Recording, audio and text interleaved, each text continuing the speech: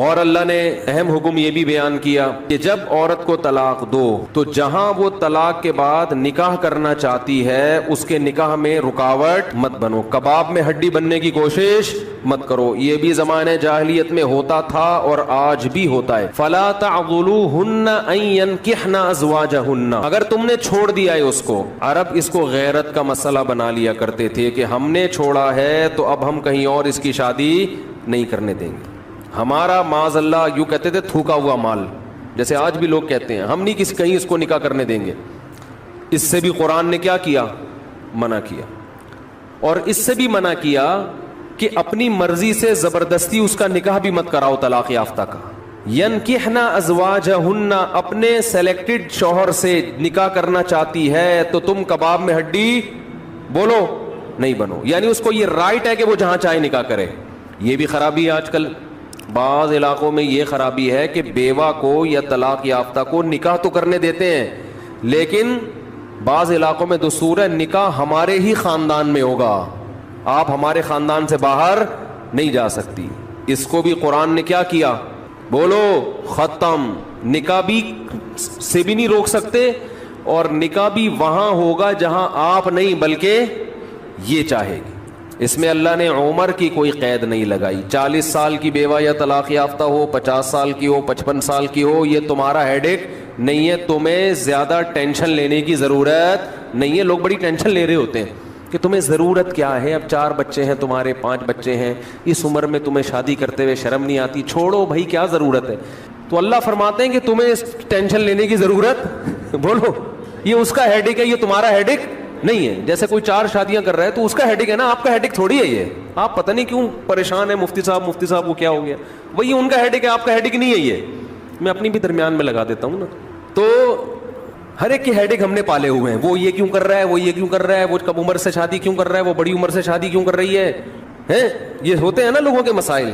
اس نے یہ کیوں کر لیا؟ ایک خاتون نے مجھے بتایا کہ وہ ایک دفعہ بیوہ ہوئی، اللہ کی قدرت دوبارہ شادی، دوبارہ بیوہ ہو گئی۔ تیسری دفعہ جب ان کی شادی ہو رہی تھی لوگ مذاق اڑا رہے تھے، بس کرو یار 2 دفعہ بیوہ ہو گئی، اب آرام سے بیٹھو۔ اب وہ بیوہ تو کوئی بھی ہو سکتا ہے، جوانی میں بھی عورتیں بیوہ ہو جاتی ہیں۔ تو اب دیکھو لوگوں کو تکلیف ہو رہی ہے، بھائی یہ اس کا ہیڈک ہے۔ اچھا لوگ اس سے شادی کرتے ہوئے ڈر رہے تھے ان سے کہ میں بھی بیوہ پھر میں نہ مر جاؤں، تو اس سے کوئی تعلق نہیں ہے۔ ہو سکتا ہے 2 دفعہ بیوہ ہونا تقدیر میں لکھا ہو، 3 دفعہ نہ ہو۔ یہاں مجھے وہ چٹکلا یاد آتا ہے، وہ ایک آدمی نے، ابے چھوڑو چٹکلوں کا بھی، قرآن کو فوکس کرتے ہیں۔ آخر میں چٹکلے ہونا یہ صحیح ہوتا ہے، درمیان میں ہی آ جائیں تو پھر سارا موضوع چینج ہو جاتا ہے۔ اتنے اچھے احکام بیان ہو رہے ہیں قرآن کے، آگے اس کو آپ نے لوگوں کو بتانا بھی ہے۔ تو اللہ نے حکم دیا کہ طلاق کے بعد ایک دھیلا واپس نہیں لینا، خلا کی صورت میں لے سکتے ہو مگر خلا بھی شوہر کی رضا سے ہوتا ہے، یک طرفہ نہیں ہوتا، یاد رکھیں۔ دوسرا کام تم نے کیا کرنا ہے، اس کو کہیں اور نکاح سے روکنا نہیں ہے۔ تیسرا کام یہ کرنا ہے نکاح بھی وہاں کرنا ہے جہاں وہ چاہتی ہے، تمہاری مرضی نہیں مسلط ہوگی، اس کی مرضی چلے گی۔ اور اگر پرانے شوہر سے نکاح کرنا چاہے اور 2 طلاقیں ہوئی ہوں تو وہاں بھی کر سکتی ہے، کیونکہ آیت کا ایک شان نزول بھی ہے۔ ایک صحابی نے اپنی بہن کا نکاح کسی صحابی سے کرایا، تھوڑے دنوں میں طلاق ہو گئی، طلاق ایک تھی، عدت ختم ہوئی، نکاح ختم۔ اب تھوڑے دنوں کے بعد دوبارہ ان دونوں کا دل چاہنے لگا کہ ہم آپس میں کمپرومائز کر لیں۔ ہوتا ہے وقتی طور پر اختلافات بہت زیادہ ہوتے آتے ہیں، جب دور رہتے ہیں تو آپس میں میلان ہونے لگتا ہے۔ لیکن وہ جو صحابی تھے نا جن کی بہن کو طلاق ہوئی تھی، انہوں نے کہا کہ اب میں اپنی بہن کا نکاح دوبارہ اس آدمی سے بولو نہیں کروں گا، اور کہا کہ یا رسول اللہ میں نے ان کی عزت کی، ان کو اپنی بہن نکاح میں دی، انہوں نے لڑائی جھگڑا کر کے طلاق دے کے میرے گھر میں بٹھا دیا، اس کو میں کیسے دوبارہ، یہ ذلت محسوس ہوتی ہے نا انسان کو۔ قرآن میں اللہ نے آیتیں نازل کی کہ اگر وہ اپنے شوہر سے نکاح کرنا چاہتی ہے تو درمیان میں رکاوٹ مت بنو۔ لڑے بھی وہ خود تھے، اب جڑ بھی خود رہے ہیں، نہیں آ رہی بات۔ اس کو بھی لوگ غیرت کا مسئلہ بنا لیتے ہیں، سسر صاحب بنا لیتے ہیں، میرے داماد نے میری بیٹی کو طلاق دی ہے، میں تو نہیں واپس بھیجوں گا۔ بھائی دنیا میں جو آدمی میں لچک نہیں ہے نا، فلیکسیبلٹی نہیں ہے، لچک نہیں ہے جس میں، وہ کبھی بھی کامیاب نہیں ہو سکتا۔ یاد رکھو یہ جو ہوتا ہے نا، میں اصول کا پکا، بھائی اصول کا پکا ہونا تو اچھا ہے، لیکن یہ اصول ہی غلط ہے کہ جو کہہ دیا تو اس پہ قیامت تک قائم رہنا ہے، یہ اصول ہی غلط ہے۔ اصول یہ ہونا چاہیے کہ جب موقع کی مناسبت سے جو بات ٹھیک لگے گی اپنے آپ کو چینج کر لوں گا. یہ اصول ٹھیک ہے, اس اصول پہ پکے رہو, اور یہ نبی سے ہمیں ملتا ہے یہ اصول. حدیث میں آتا ہے ایک صحابی نبی کے پاس آئے, مجھے صدقہ چاہیے, یہ چاہیے, وہ چاہیے. آپ نے فرمایا اللہ کی قسم تم پر خرچ نہیں کروں گا میں. وہ چلے گئے, آپ نے دوبارہ بلایا, فرمایا ان پہ صدقہ کرو, دے دو. وہ پریشان, یا رسول اللہ آپ نے تو قسم اٹھائی تھی کہ میں آپ کو نہیں دوں گا. آپ نے فرمایا مر رأى علی یمین فرأى غیرها خیرا منها فلیکفر عن یمینہ, کہ جو شخص کسی بات پہ قسم اٹھا لے, جائز بات ہو, کوئی اگر حرام پہ قسم اٹھائی وہ تو بچنا لازم ہے نا, کہ میں گناہ نہیں کروں گا, وہ تو ویسے ہی حرام ہے. جائز کام, صدقہ تو جائز ہے نا, بلکہ ثواب ہے.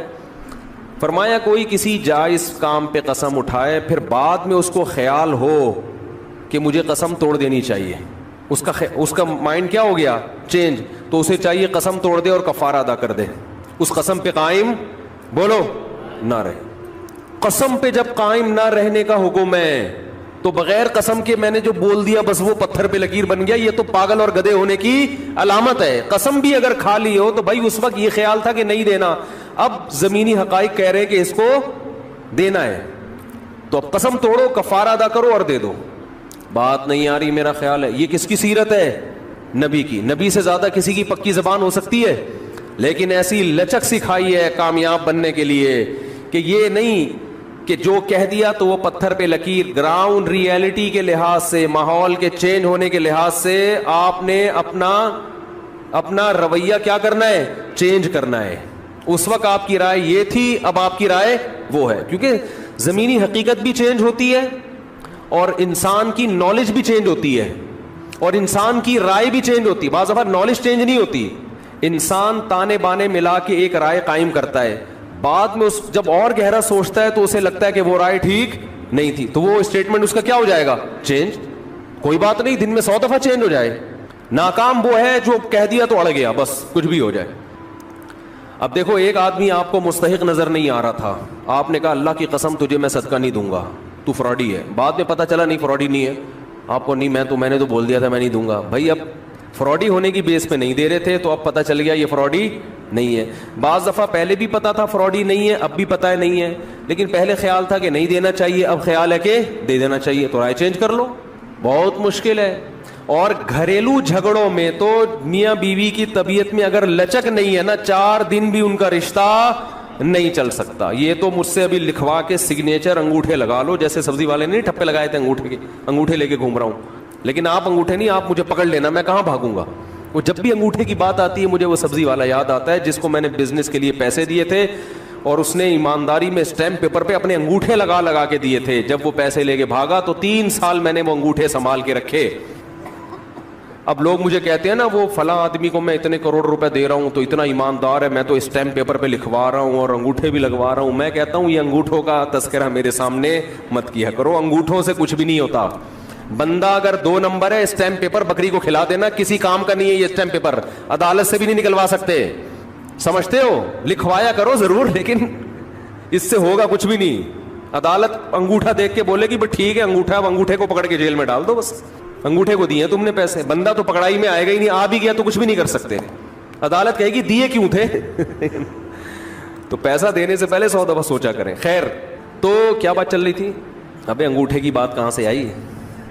ہاں, لچک پیدا کرنا چاہیے. میاں بیوی کا رشتہ تو ایسا ہے کہ اگر آپ کہیں کہ جو میں نے کہہ دیا بس وہ کیا ہے, آرڈر از آرڈر, تو بھائی اس کا مطلب آپ میدان جنگ میں کھڑے ہوئے ہیں, دشمن کی فوجیں آپ کے سامنے, اور آپ ایک فوج کی کمانڈ کر رہے ہیں کہ گولی چلانے کا آرڈر دیا تو کیا کرنا ہے. یہ گھر ہے, یہ میدان جنگ بولو نہیں ہے. یہاں آپ کا اسٹائل یہ ہونا چاہیے, آپ نے بیوی کو آرڈر دیا, گراؤنڈ ریئلٹی یہ کہہ رہی ہے کہ بھائی میرا روب اس پر بیٹھا ہوا ہے اور وہ پکوڑے بنا کے خود ہی کھا رہی ہے, آپ کو ایک لقمہ بھی نہیں کھانے دے رہی. آپ غصے میں آئے, آپ نے کہا بیگم مزید پکوڑا اگر کھایا نا تو گراؤنڈ ریئلٹی کہہ رہی ہے کہ اس دھمکی سے یہ پکوڑے کھانا چھوڑ دے گی نا. لیکن آگے اس کا ایٹیٹیوڈ آپ نے دیکھا, اس نے کہا تو کیا کر لے گا, فوراً وہ کرچلی اٹھائی, تو کیا کر لے گا, فوراً لچک پیدا کرو. بولو تو صبر کروں گا اور کیا کروں گا. یہ کامیاب, یہ گھر کیا کیسے چلے گا, یہ رشتہ جوڑا رہے گا. اگر آپ نے اس کے ایٹیٹیوڈ دیکھ کے, اس کی پیشانی پہ سلوٹیں دیکھ کے اپنی دھمکی کو واپس نہیں لیا تو یہ گھر کیا ہوگا؟ پکوڑے تو کھا لو گے آپ لیکن آپ کے بچوں کی ماں مارکیٹ سے شارٹ ہو جائے گی.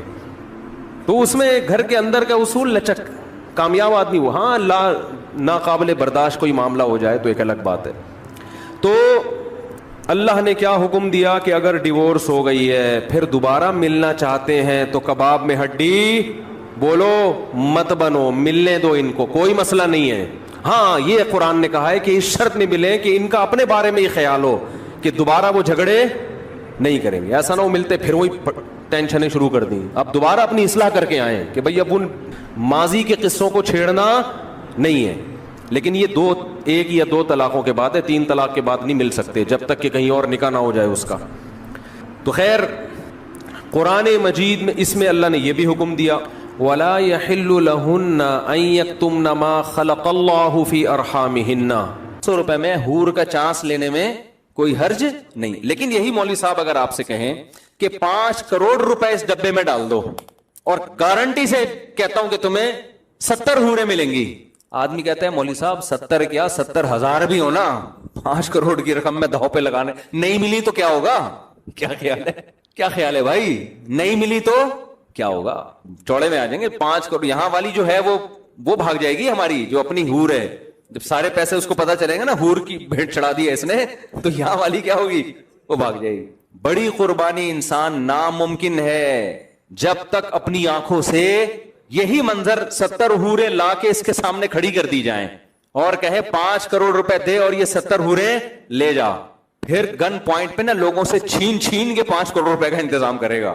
سمجھ میں آ رہی ہے بات کہ نہیں آ رہی؟ تو اب میں اس سوال کو دوبارہ لے کر آتا ہوں کہ بھائی میرے پاس اگر یہ آپشن ہوتا کہ میں اسلام کو خدا نخواستہ چھوڑ دیتا تو اسلام مجھے یہ آپشن دے نہیں رہا. وہ کہہ رہا ہے آخرت میں تمہارا کیا ہوگا؟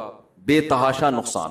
بلکہ اسلام تو مجھے کہہ رہا ہے کہ اگر کبھی موقع ملے اللہ کے راہ میں لڑنے کا اور جہاد تم پہ فرض ہو جائے تو جان بھی دینی پڑی تو آپ کو جان دینی پڑے گی. غزوہ تبوک میں ہوا نا جہاد فرض عین ہوا, بہت سارے صحابہ جنہوں نے بڑی بڑی قربانیاں دی تھیں, غزوہ احد میں قربانیاں تھیں, غزوہ بدر میں ان کی قربانیاں, پھر فتح مکہ میں وہ شریک تھے, غزوہ خندق میں انہوں نے پیٹ پہ پتھر باندھے, بھوک پیاس برداشت کی, اپنے گھروں کو قربان کر دیا.